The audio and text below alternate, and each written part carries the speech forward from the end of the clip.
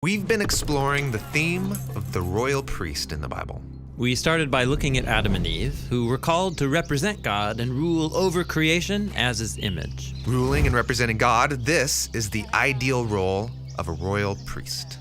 But tragically, they're deceived by a creature, they abandon their calling, and so humans are exiled from Eden and fill the world with violence. But all is not lost.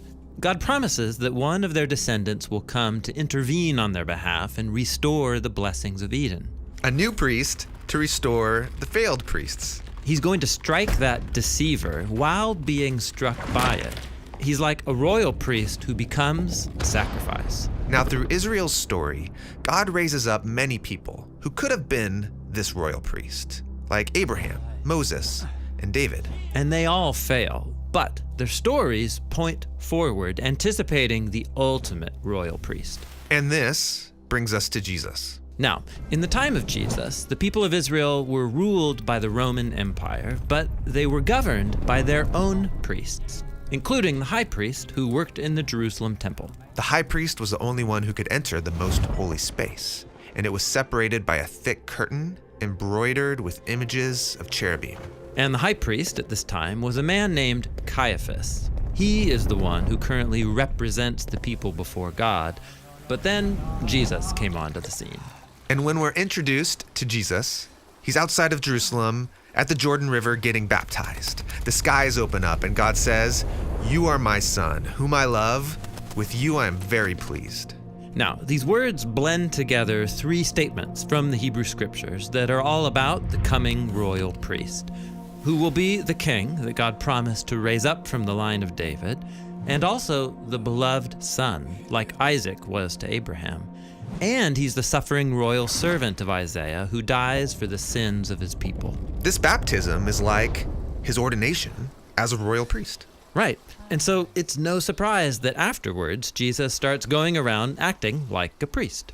All right, like forgiving people of their sins or restoring people who were impure so they could enter the temple. These are the things that the priests who work in the Jerusalem temple were supposed to be doing. But Jesus is doing it outside their authority. And so they start to see him as a threat.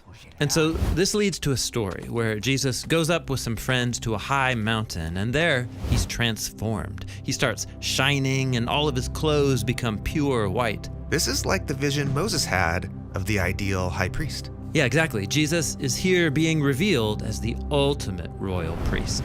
And it's here that Jesus decides that he's going to Jerusalem, even though he knows that he'll get killed. And so later, when Jesus rides into Jerusalem, he challenges the authority of the current priesthood who are running things in the temple. Like when he storms in and disrupts the sale of animal sacrifices. Yeah, this is his way of showing he's the priest in charge. And then later he's asked, "Who do you think you are?" And so Jesus responds by quoting from Psalm 110 in Israel's scriptures. This is the psalm where King David speaks of someone that he calls his Lord, someone greater than him who will rule as a royal priest. Jesus is claiming that he is that priest. This makes the priests in Jerusalem angry.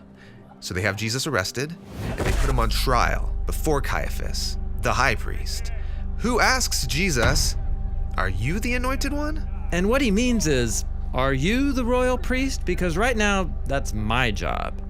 And Jesus responds once more by quoting Psalm 110, saying, "I am, and you are going to see me ruling at God's right hand." But actually, we're about to see Jesus get killed. How is that ruling as a high priest? Well, remember from Israel's scriptures, the pattern of the royal priest who surrenders himself as a sacrifice. Jesus is saying that offering his life for others is the way that he's going to ascend his royal throne. When Jesus died, the curtain in the temple tore in two.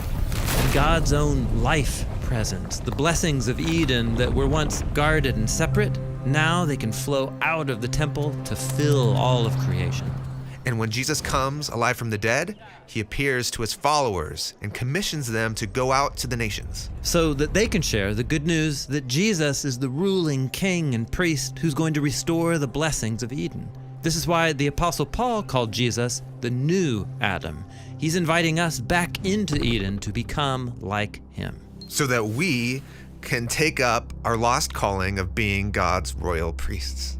Yes, and that new royal priesthood that's made up of the followers of Jesus, that's what we're going to explore next.